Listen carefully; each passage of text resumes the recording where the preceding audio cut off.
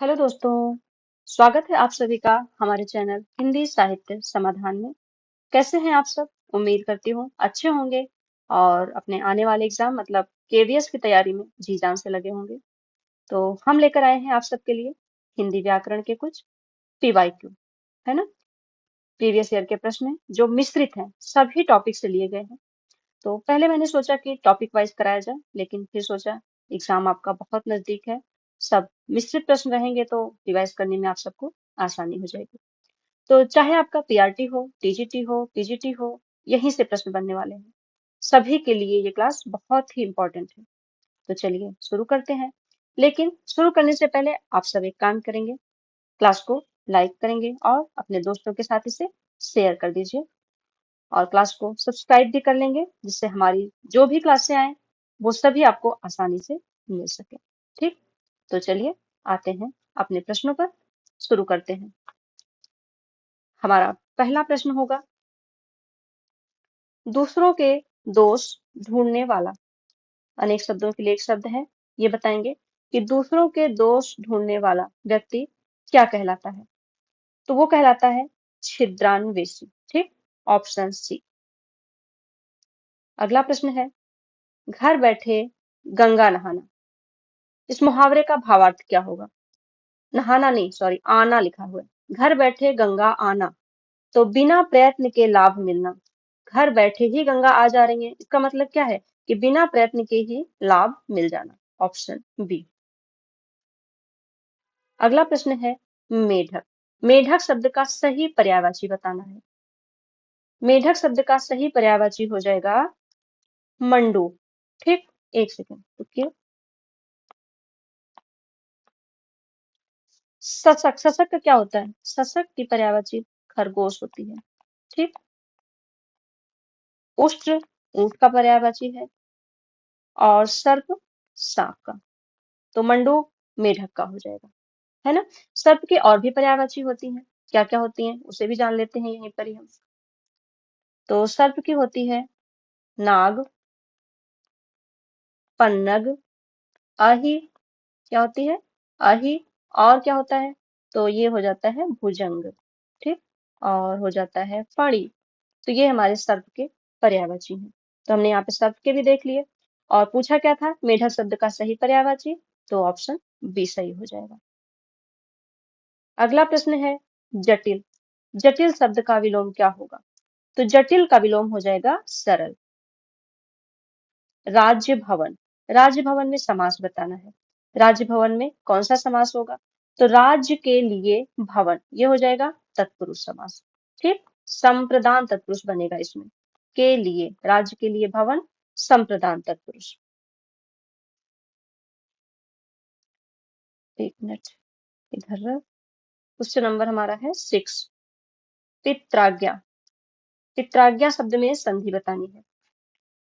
तो पित्राज्ञा में हो जाएगी यण संधि। ठीक, पितृ प्लस आज्ञा। एक मिनट इसको थोड़ा सा कम करते हैं। ठीक, अब देखते हैं, पितृ प्लस आज्ञा, पित्राज्ञा। तो यहाँ पर री है और री का क्या बन रहा है? री का रा बन जा रहा है। ई का या, ऊ का वा, री का रा, जहां बने वहां पे क्या हो जाता है? यण संधि। ऑप्शन सी सही हो जाएगा। अगला है अल्पज्ञ। अल्पज्ञ शब्द का विलोम बताना है। अल्पज्ञ मतलब कम जानने वाला, तो इसका विलोम होगा बहुज्ञ, अर्थात बहुत जानने वाला। आगे है सृष्टि। सृष्टि शब्द का सही विलोम क्या है? तो सृष्टि का विलोम हो जाएगा प्रलय। आगे तिलांजलि देना। तिलांजलि देना मुहावरे का सही अर्थ बताना है। तो तिलांजलि देना मुहावरा हो जाएगा त्याग देना। ठीक, इसका अर्थ होगा त्याग देना। क्वेश्चन नंबर 10 है, अमृत शब्द के लिए सही पर्यायवाची कौन सा है? औषध, सुधा, रस, सोम। तो अमृत के लिए जो सही पर्यायवाची इसमें पूछना था नहीं है। ठीक, क्या पूछना था? कौन सा पर्यायवाची शब्द नहीं है? क्योंकि औषध एक प्रकार का ये अमृत ही है, इसी से तो स्वस्थ होते हैं जब औषधि लेते हैं, तो ये भी अमृत हो जाएगा। सुधा अमृत का ही पर्यायवाची है, सोम भी अमृत का पर्यायवाची है, लेकिन रस नहीं है। ठीक, तो ऑप्शन क्या हो जाएगा? सी। अगला, 11 नंबर का प्रश्न है हमारा मतैक्य। मतैक्य शब्द में निहित संधि का प्रकार क्या है? तो मतैक्य में हो जाएगा वृद्धि संधि। ठीक, अगर अ या आ के बाद, छोटा आ या बड़ा आ के बाद ए या फिर अय आए तो दोनों मिलकर क्या बन जाते हैं? अय बन जाते हैं। तो वही है, यहाँ पर क्या हो गया है? वृद्धि संधि। अगला है, जो परीक्षा में उत्तीर्ण ना हो, इसके लिए एक शब्द बताना है। तो जो परीक्षा में उत्तीर्ण ना हो वो हो जाएगा अनुत्तीर्ण। नीलकंठ, नीलकंठ शब्द में कौन सा समास है? तो जहां पर दोनों पद प्रधान ना हो, यानी कि नील भी और कंठ दोनों पद प्रधान नहीं है, बल्कि कोई तीसरा ही विशेष हो रहा है, तो वहां पर क्या हो जाएगा? बहुव्रीहि समास। ठीक, नीलकंठ अर्थात ये किसी विशेष यानी कि शंकर भगवान के लिए ये शब्द आया है, तो यहाँ पर हो जाएगा बहुव्रीहि समास। अगला है ऊर्ध्वगामी। ऊर्ध्वगामी शब्द का विलोम बताना है। तो ऊर्ध्वगामी शब्द का विलोम हो जाएगा अधोगामी। ठीक, ऑप्शन बी। गले का हार होना, मुहावरे का अर्थ क्या है? तो गले का हार होना मतलब अत्यंत प्रिय होना। आगे आते हैं 16 नंबर पर। रक्त, रक्त शब्द का पर्यायवाची नहीं पूछा है, क्या इसका पर्यायवाची नहीं है? ठीक, तो लोहित हो जाएगा, रुधिर भी हो जाएगा, शोणित भी हो जाएगा, लेकिन नीर रक्त का पर्यायवाची नहीं है। ऑप्शन डी सही हो जाएगा। नीर किसका पर्यायवाची है? जल का। ठीक, जल, पानी, तोय। आगे परमात्मा, परमात्मा का सही संधि विच्छेद बताएंगे, क्या होगा? तो परमात्मा का सही संधि विच्छेद होगा परम प्लस आत्मा। तो यहाँ भी है और यहाँ भी है। अब बताएंगे कौन सी संधि होगी इसमें? तो इसमें हो जाएगी दीर्घ संधि। ठीक, छोटा आ प्लस बड़ा आ दोनों मिलकर क्या बनेंगे? बड़ा आ। तो हो जाएगा दीर्घ संधि। ऑप्शन सी सही हो जाएगा। 18 नंबर पर, मन को मोह लेने वाला, इसके लिए एक शब्द बताएंगे। मन को मोह लेने वाला क्या हो जाएगा? मनमोहक। ठीक, कहीं ये नहीं समझ लेंगे कि मनोहर भी हो सकता है, नहीं, इसका होगा मन को हरने वाला। मन को हरने वाला मनोहर और मन को मोह लेने वाला मनमोहक। आगे है भाई बहन। भाई बहन शब्द में कौन सा समास होगा? तो योजक चिन्ह लगा हुआ है, भाई और बहन, इसमें हो जाएगा द्वंद्व समास। अगला देखेंगे गगन। गगन शब्द का पर्यायवाची नहीं पूछा है, क्या इसका पर्यायवाची नहीं है? नहीं पर विशेष ध्यान देंगे। तो व्योम हो जाएगा, अंबर भी हो जाएगा, नभ भी हो जाएगा, लेकिन धरती नहीं होगा। ठीक, ऑप्शन डी धरती। आगे आते हैं 21 पर। इत्यादि, इत्यादि का संधि विच्छेद बताना है। तो इति प्लस आदि, इत्यादि। सबके साथ समान व्यवहार करने वाला व्यक्ति क्या कहलाता है? तो सबके साथ समान व्यवहार करने वाला व्यक्ति समदर्शी। ठीक, ऑप्शन सी। यथासंभव, यथासंभव शब्द में समास बताएंगे क्या होगा? तो अव्ययी भाव समास होगा। ठीक, तो ये सबको पता है कि यथा, प्रति और अ, भर, ये सब जहां लगे, शब्द के पहले लगते हैं, तो ये सब अव्यय होते हैं, तो इसलिए यहाँ पर क्या हो जाएगा? अव्ययी भाव समास। आगे है क्षणिक। क्षणिक का विलोम शब्द बताना है, क्या होगा? तो क्षणिक यानी कि क्षण भर का, और शाश्वत मतलब हमेशा। ऑप्शन सी, क्षणिक का विलोम शाश्वत। उल्टी गंगा बहाना, मुहावरे का अर्थ क्या है? उल्टी गंगा बहाना का मतलब प्रचलन के विपरीत कार्य करना। ठीक, सबके जो प्रचलन में हो उसके विपरीत कार्य करना क्या हो जाएगा? उल्टी गंगा बहाना। आते हैं 26 पर। 26 नंबर पर प्रश्न है कोमल। कोमल शब्द का उपयुक्त पर्यायवाची क्या होगा? तो कोमल शब्द का उपयुक्त पर्यायवाची होगा,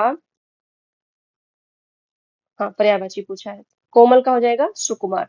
कठोर तो विलोम हो जाएगा, इसलिए इसका उपयुक्त पर्यायवाची सुकुमार है। संरक्षण, संरक्षण शब्द का सही संधि विच्छेद बताना है। तो इसमें हो जाएगा सम प्लस रक्षण, संरक्षण। कौन सी संधि बनेगी? तो ये बनेगी हमारी व्यंजन संधि। ठीक, सम प्लस रक्षण, संरक्षण। किसी विषय या क्षेत्र का पूरा पूरा ज्ञान रखने वाला क्या कहा जाता है? तो उसे कहा जाता है पारंगत। किसी विषय या क्षेत्र में जो पूरा पूरा ज्ञान रखता हो उसे पारंगत कहा जाता है। आगे है जलपूर्ण। जलपूर्ण शब्द में कौन सा समास पाया जाता है? तो जलपूर्ण मतलब जल से पूर्ण, क्या हो जाएगा? तत्पुरुष समास। Option C. हर्ष का विलोम। हर्ष शब्द का विलोम कौन सा है? तो हर्ष का विलोम हो जाएगा विषाद। 31 नंबर का प्रश्न है, आप भला तो जग भला लोकोक्ति का सही अर्थ क्या होगा? तो आप भला तो जग भला अर्थ होगा इसका अच्छे को सभी अच्छे लगते हैं। दुख शब्द का पर्यायवाची नहीं है, तो दुख का पर्यायवाची क्या नहीं है? शोक भी हो जाएगा, विषाद भी हो जाएगा, वेदना भी हो जाएगी, लेकिन उल्लास क्या है? उल्लास प्रसन्नता का है। ठीक, उल्लास प्रसन्नता का पर्यायवाची है, इसलिए ऑप्शन डी सही हो जाएगा। अगला है त्रिश प्लस ना, इससे बनने वाला शब्द। त्रिश प्लस ना ये विच्छेद है, अगर इसको हम जोड़ेंगे संधि करेंगे तो क्या बनेगा? तो बनेगा तृष्णा। ऑप्शन बी, त्रिश धन ना से बनेगा तृष्णा। तेज बुद्धि वाला व्यक्ति क्या कहलाता है? तो तेज बुद्धि वाला व्यक्ति कहलाता है कुशाग्र बुद्धि। ठीक, ऑप्शन बी। माता पिता शब्द का समास प्रकार बताना है, तो माता पिता में समास हो जाएगा द्वंद्व समास। 36 नंबर, कल्पित। कल्पित शब्द का सही विलोम क्या होगा? तो कल्पित का हो जाएगा यथार्थ। कल्पित यानी कल्पना करना, यथार्थ का मतलब वास्तविक। ठीक, तो कल्पित का विलोम क्या हो जाएगा? यथार्थ। दूध का दूध, पानी का पानी लोकोक्ति का तात्पर्य क्या होगा? तो इसका अर्थ हो जाएगा निष्पक्ष न्याय करना। ठीक, दूध का दूध, पानी का पानी, निष्पक्ष न्याय करना। सागर। सागर शब्द का उचित पर्यायवाची बताना है। नीरद बादल का हो जाएगा, जलधर, सरोवर, मेघ। तो जलधर, इसका आंसर क्या होगा? ऑप्शन बी, जलधर। अब आप ये सोचेंगे कि जलधर भी बादल का होता है। हाँ, बादल का भी होता है, लेकिन जलधर सागर का भी होता है। ठीक, जलधर बादल का भी होता है और सागर का भी होता है, इसलिए इसका सही आंसर हो जाएगा बी, जलधर। सरोवर का पर्यायवाची, सरोवर किसका पर्यायवाची होता है? तालाब का होता है। इसके और भी पर्यायवाची हैं, जैसे देखते हैं इसका, पुष्कर। ठीक, पुष्कर हो गया, जलाशय हो गया, तड़ाग हो गया, और क्या होता है? पोखर हो गया, पद्माकर भी होता है। ठीक, तो ये हो गए हमारे सरोवर के पर्यायवाची। मेघ का सबको पता ही है, आसान सा है। तो हमने क्या देखा? सागर शब्द का पर्यायवाची जलधर। अगला है बहिर्मुख। बहिर्मुख का सही संधि विच्छेद बताएंगे। सही हो जाएगा इसका बहि प्लस मुख। ठीक, ये हो जाएगी हमारी विसर्ग संधि। बहि प्लस मुख मिलाकर क्या बनेगा? बहिर्मुख। आगे है जो कम बोलता हो, इसके लिए एक शब्द क्या होगा? तो जो कम बोलता हो उसका हो जाएगा मितभाषी।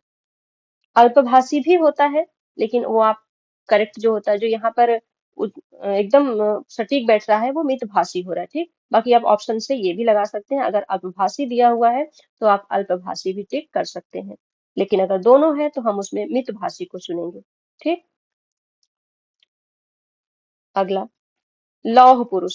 लौह पुरुष शब्द में कौन सा समास होगा? तो जहां पर विशेषण और विशेष्य हो, विशेष्य की विशेषता बताई जा रही हो, वहां पे कर्मधारय हो जाता है, क्योंकि यहाँ पर पुरुष, पुरुष की विशेषता क्या बता रहा है कि पुरुष किसके समान है?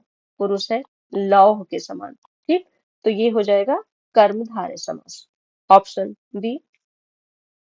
अगला है दाता। दाता शब्द का विलोम क्या होगा? तो दाता का मतलब देने वाला, विलोम हो जाएगा याचक। याचक मतलब लेने वाला। थोथा चना बाजे घना लोकोक्ति है, इसका भावार्थ बताना है। थोथा चना बाजे घना, इस लोकोक्ति का भावार्थ होगा ज्ञान कम पर दिखावा अधिक। अगला प्रकाश। प्रकाश शब्द का पर्यायवाची कौन सा है? तो प्रकाश शब्द का पर्यायवाची हो जाएगा ज्योति। आगे है महोदार्य। महोदार्य का सही संधि विच्छेद क्या होगा? महा प्लस औदार्य, ये हो जाएगा महोदार्य। ठीक, तो या आ के बाद ओ या औ आए तो दोनों मिलकर क्या हो जाता है? औ हो जाता है। और यहाँ पर क्या होता है? वृद्धि संधि। ठीक, इसको ध्यान देंगे, वृद्धि संधि है इसमें। महोदार्य, यहाँ पे दो मात्राएं होनी चाहिए, महोदार्य। आगे है 46 नंबर पर, गुण दोषों का विवेचन करने वाला क्या कहलाता है? तो गुण दोष का विवेचन करने वाला आलोचक, ऑप्शन बी। प्रत्येक, प्रत्येक शब्द में समास बताना है, कौन सा समास होगा? तो इसमें हो जाएगा अव्ययी भाव समास। प्रति अव्यय लगा हुआ है, इसलिए यहाँ पर क्या हो गया? अव्ययी भाव समास। आगे है वैध। वैध शब्द का सही विलोम बताना है, तो वैध का हो जाएगा अवैध। ठीक, वैध अवैध। आंख चुराना मुहावरे का सही अर्थ क्या है? आंख चुराना, इसका मतलब हो जाएगा सामने न आना, ऑप्शन बी। आगे है नौका। नौका शब्द का पर्यायवाची कौन सा है? तो नौका का पर्यायवाची हो जाएगा जलयान। ठीक, इसका और भी पर्यायवाची होती है, नाव हो जाएगा, बेड़ा हो जाएगा, और पतंग। क्या होता है नाव का? पतंग होता है। तरी भी होता है, और डोंगी भी होता है। ठीक, तो ये उसके नौका के पर्यायवाची हो गए। तो दोस्तों, ये थे हमारे 50 प्रश्न, प्रीवियस ईयर के थे। उम्मीद है आपने हमारे साथ प्रश्नों को अच्छे से सॉल्व किया होगा और आपको मजा भी आया होगा। तो फिर मिलेंगे और भी इंटरेस्टेड प्रश्नों के साथ नेक्स्ट क्लास में। और अगर आपको इसकी पीवाईक्यू चाहिए, सॉरी पीवाईक्यू, पीडीएफ चाहिए, तो नीचे डिस्क्रिप्शन में जाकर के वहां से डाउनलोड कर सकते हैं। ठीक, तो क्लास को लाइक करना ना भूलें और ज्यादा से ज्यादा इसे शेयर करें। धन्यवाद।